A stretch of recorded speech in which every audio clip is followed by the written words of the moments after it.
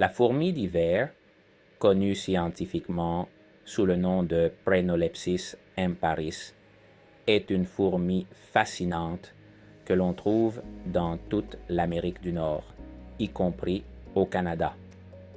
On peut les trouver dans presque tous les environnements. Les fourmis d'hiver sont connues pour leur cycle de vie et leur comportement unique. Ces fourmis jouent un rôle essentiel dans leur environnement, contribuant à la santé des sols et à la dispersion des graines.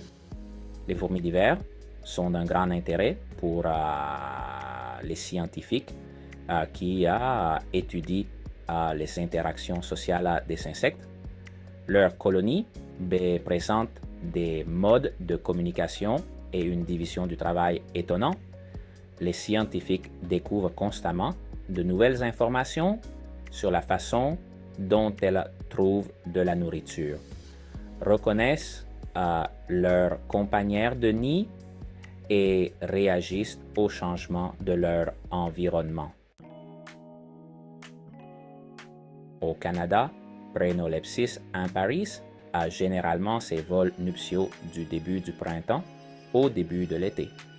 Cette période, de mars à juin, est idéale pour les vols nuptiaux.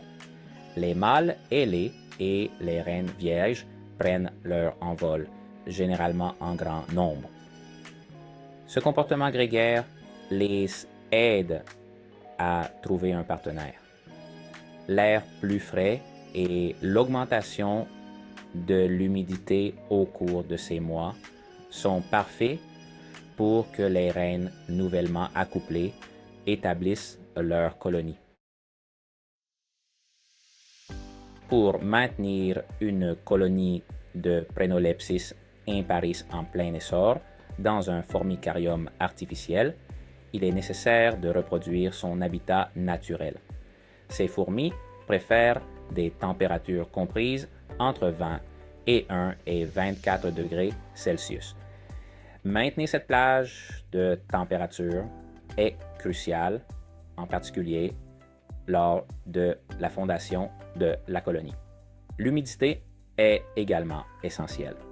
Maintenir une humidité de 50 à 60% à l'intérieur du formicarium se rapproche de leur environnement de nidification naturelle. Un niveau d'humidité adéquat est primordial pour la survie des fourmis et la croissance de leur couvain. Section 4. Fondation de la colonie et caractéristiques uniques. Prenolepsis imparis est ce que l'on appelle une espèce de fourmi claustrale. Cela signifie que la reine nouvellement accouplée fondera sa colonie seule. Elle creusera une petite chambre dans le sol ou sous une roche et élèvera ses premières ouvrières sans jamais sortir chercher de la nourriture. La reine nourrit sa première couvée avec l'énergie qu'elle a stockée pendant son vol nuptial. Les Prenolepsis imparis canadiennes ont des caractéristiques uniques. Elles sont connues pour leur capacité à trouver de la nourriture même par temps froid. Ces fourmis sont également très adaptables, capables de prospérer dans les environnements urbains et ruraux à travers le Canada. La reine mesure entre 7 et 8 mm et demi de long, tandis que les ouvrières sont légèrement plus petites, mesurant environ 3 à 4 mm et demi. Section 5. Hibernation et espérance de vie. À l'approche de l'hiver au Canada, Prenolepsis imparis entre en hibernation, une sorte de long sommeil. Cela se produit généralement fin octobre ou début novembre et dure jusqu'en mars ou avril. Pendant ce temps, la colonie réduit considérablement son activité.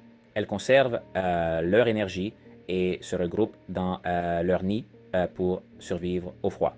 L'espérance de vie d'une colonie de Prenolepsis imparis dans la nature dépend de facteurs tels que le climat.